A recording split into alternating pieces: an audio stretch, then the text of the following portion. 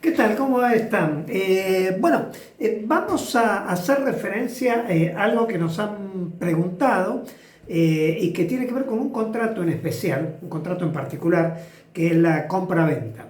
Y que específicamente lo que voy a decir sucede acá en la Argentina. Siempre hablo para los amigos latinoamericanos, que es muy parecida a la normativa a lo largo del continente.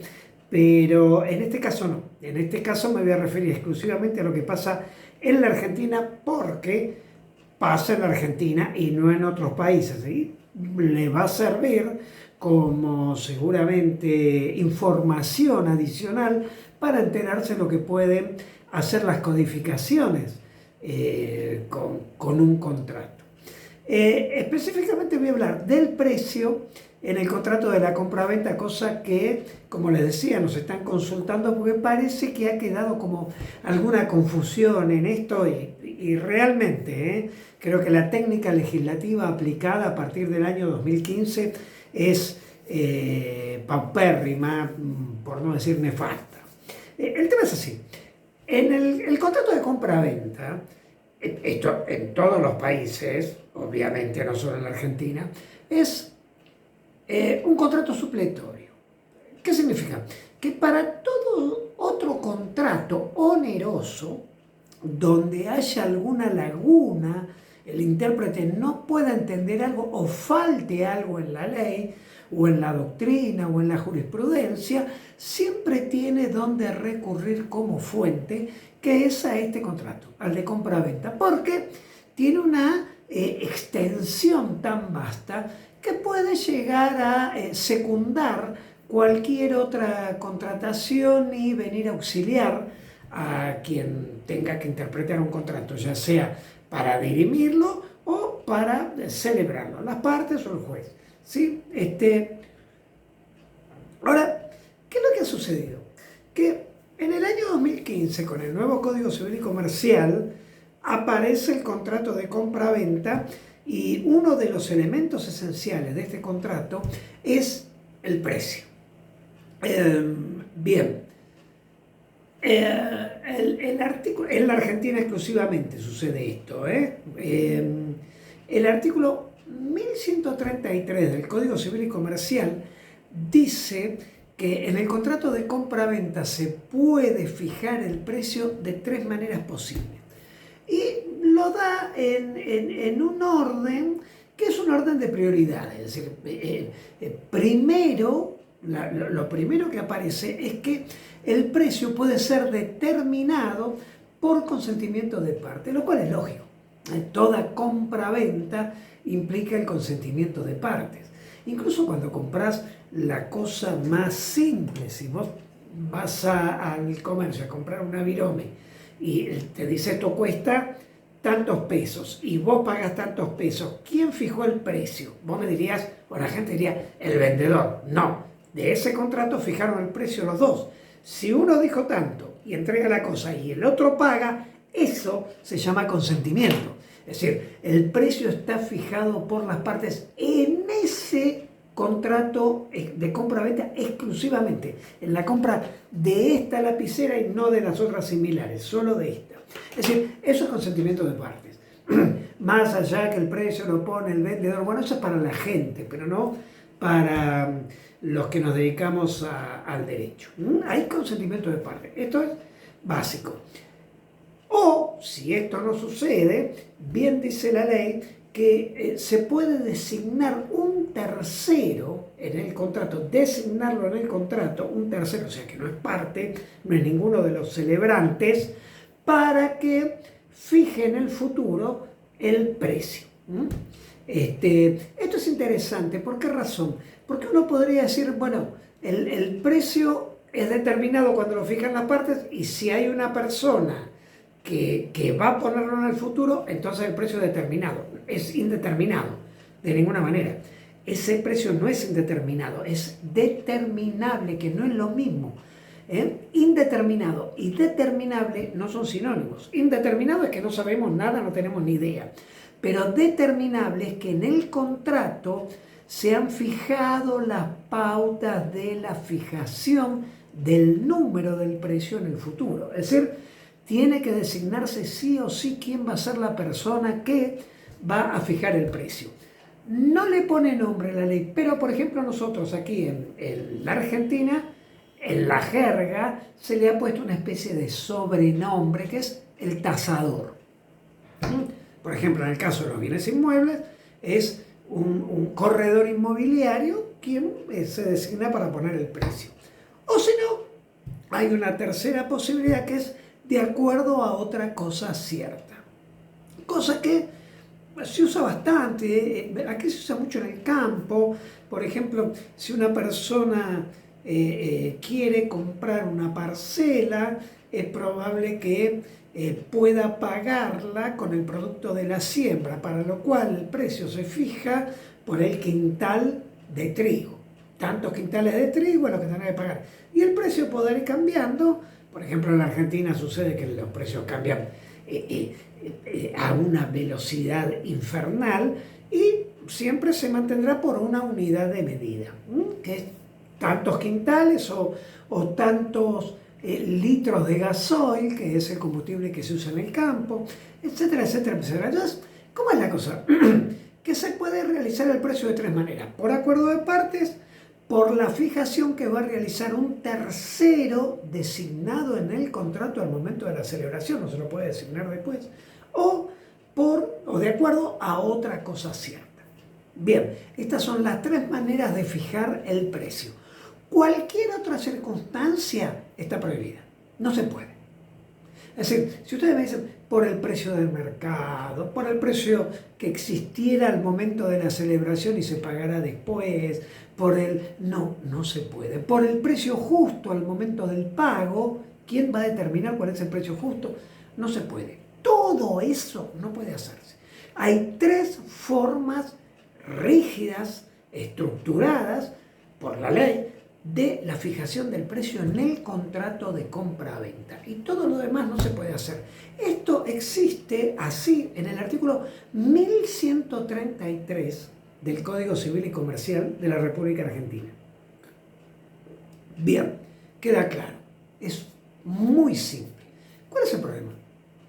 Que cuando uno sigue leyendo el código, 10 artículos después, en el 1143, tiene un titulito que es silencio en el precio, en la compraventa. Ya empezamos mal. ¿Por qué? Porque si se fija de tres maneras posibles, no puede haber silencio. O lo convienen las partes al momento de la celebración, o designan un tasador, un sujeto que va a poner el precio en el futuro, o lo hacen de acuerdo a una unidad de medida en cuanto a otra cosa cierta. Pero no puede haber silencio. Este artículo, el 1143, a diferencia del 1133, se denomina silencio en el precio y empieza a legislar. Cuando uno lo lee, se da cuenta que el legislador empieza a decir, bueno, si el precio no se ha fijado, es decir, no hay precio. O sea, ni siquiera hay pauta de precio determinable, quiere decir que es indeterminado, cosa que recién veíamos que no se puede hacer, pero dice que sí, que se puede hacer. Es decir, cuando nada se ha fijado, entonces, ¿cuál va a ser el precio? Y dice, el precio de la mercancía será el precio del mercado, o el precio en el momento que se celebró el contrato, o no sé, queda abierto a las partes, da la impresión que, o será el precio justo en su momento. Y uno dice, ¿pero cómo puede ser? Sí, en realidad, cuando leo el 1131 me dice que se hace de tres maneras y todo lo demás está prohibido. Y 10 artículos después me dice el mismo cuerpo legal, el mismo cuerpo de lectura, que se puede hacer de todas esas maneras que acabo de leer que estaban prohibidas, que no se pueden hacer. O sea, la verdad es que es una cosa muy rara. Y a diferencia del código anterior, no hay notas. O sea que el legislador moderno dijo y nos deja girando en el vacío y nadie entiende nada. No solamente los alumnos, cuando tienen que entender esto, estudiar, dar un examen, no entienden nada, sino que peor, los profesionales que por allí no tienen su especialidad en las obligaciones, en los contratos, en los concursos y quiebras, en los contratos en comercial, por los contratos comerciales, no entienden absolutamente nada. Dicen, ¿cuál es la realidad? Acá hay una contradicción, esto es un escándalo jurídico. En realidad no, tiene una explicación. El escándalo jurídico es que no se haya explicado de alguna manera. Pero fíjense una cosa, el Código Civil y Comercial que entra en vigencia el 1 de agosto de 2015 es un código unificado, es decir, unificó el derecho privado, derecho civil y derecho comercial. Nosotros antes teníamos un código civil y un código comercial. Y en los dos existía el contrato de compra-venta, el contrato de compra-venta civil y el contrato de compra-venta comercial. En el contrato de compra-venta civil decía lo que yo te acabo de decir en el 1133. 3 formas de fijar el precio. Acuerdo de partes, un tercero, el tasador que lo fije, o de acuerdo a otra cosa cierta. Y nada más. En el Código Civil. Y no había contradicción y la cosa quedaba ahí. Por ejemplo, en un contrato civil, un contrato de compra-venta inmobiliaria de un inmueble, se fija de una de las 3 maneras y punto. Y no hay otra posibilidad. Ahora, ¿cuál es el tema? Que en el otro código, en el Código Civil y Comercial, la compra-venta, no. Es decir, ¿cuál es la fuente del comercio? ¿La ley? No, la costumbre. Entonces, los comerciantes, ¿qué hacen? Los comerciantes hacen aquello que tienen costumbre en hacer desde la Edad Media. Entonces, ¿cómo ponen los precios? Lo van poniendo. Cuando se ponen de acuerdo, bajan el precio, lo suben, lo discuten, lo cambian, no importa. Es decir, pueden hacer lo que quieran. Entonces, será en el momento de la celebración, lo fijarán posteriormente, será de acuerdo al precio de mercado, será de acuerdo a su precio justo en el momento del efectivo pago, de la cancelación de quien tenga sobre sí la obligación de pagar. ¿Qué es lo que pasó? Que se realizó la unificación en términos políticos, Código Civil y Código Comercial. ¿Cuál es decir, lo que teníamos? Ahora tenemos un Código Civil y Comercial. Claro, el legislador que venía legislando, cuando llegó a la figura de contrato, dijo, ¿y ahora qué hago? Porque tengo un contrato de compraventa civil que dice, fija cómo se tiene que realizar el precio, pero prohíbe todo lo demás, y tengo la actividad comercial, el contrato de compraventa, donde el precio se puede realizar de todas las maneras que prohíbe el otro código. ¿Cómo los pongo juntos? ¿Y qué hizo? Y lo que hizo es muy fácil. Escribió, copió prácticamente, palabras más, palabras menos, en el 1133, el resorte jurídico del Código Civil en cuanto a precio del contrato de compraventa, y 10 artículos después, como si se hubiese olvidado, copió el precio del contrato de compraventa del Código de Comercio, cuyas fuentes son totalmente diferentes, porque en el Código Civil la fuente es la ley, en el Código de Comercio la fuente es la costumbre. Y se hizo el desentendido, no puso una nota, no puso una aclaración. ¿Cómo te das cuenta? Porque en el 1133 civil, la cosa civil, habla de la cosa.